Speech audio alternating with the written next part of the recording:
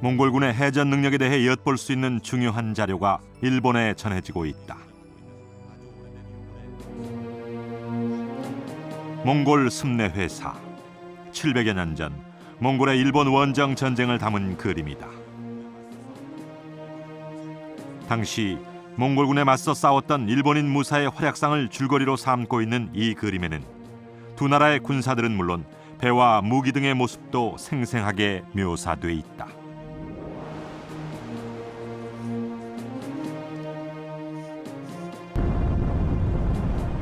해전에 약하다고 알려져 있는 몽골.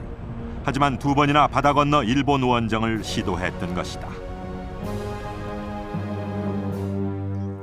1274년 10월 1차 원정에 나선 몽골군은 큐슈의 하카다 항에 상륙해 일본군과 치열한 전투를 벌였고 순식간에 이 일대를 휩쓸어 버린다.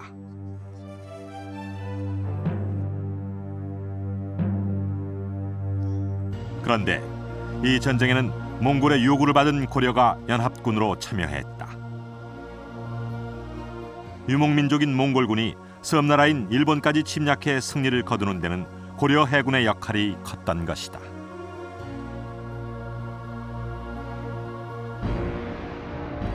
(1274년) 몽골의 1차 일본 원정 때는 900척의 고려 전함이, 7년 뒤에 있었던 2차 원정 때도 같은 수의 전함과 4,000명의 병력이 동원됐다.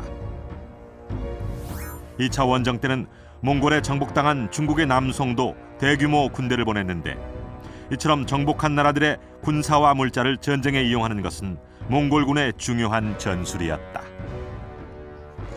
이쪽에 서쪽을 먼저 사천성, 베트남을 먼저 1274년 몽골은 남송의 악주에서 수전을 벌여 승리를 거두기도 했다. 이미 몽골에 투항한 다른 지역의 수군이 전투에 합세한 덕분이었다. 출발해가지고 익주, 건강 여기서 남송 수군을 격파합니다. 그래서 이반을 점령해가지고 남송을 완전히 멸망시킵니다. 고려와의 전쟁에도 몽골은 거란과 여진 등 정복국의 군사들을 참여시켰다. 그 중에서도 여진은 해전에 능했고 이들을 앞세운다면 강화도를 침공하는 것도 불가능하지 않았을 것이다. 그렇다면 몽골은 왜 강화도를 공격하지 않았을까?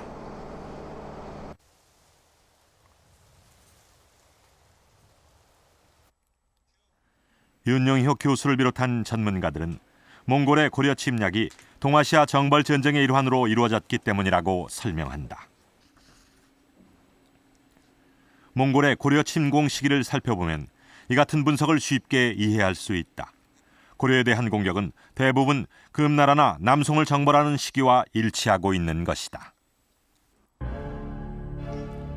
이처럼 몽골의 고려 침략은 남송이나 금을 지원하지 못하도록 견제하는 의미가 컸다. 그런데 만약 강화도를 총 공격해 무신 정권을 몰아붙일 경우 남송과 고려는 물론 일본까지 몽골의 위협을 받고 있는 인접국들이 함께 연합전선을 구축할 가능성이 있었다.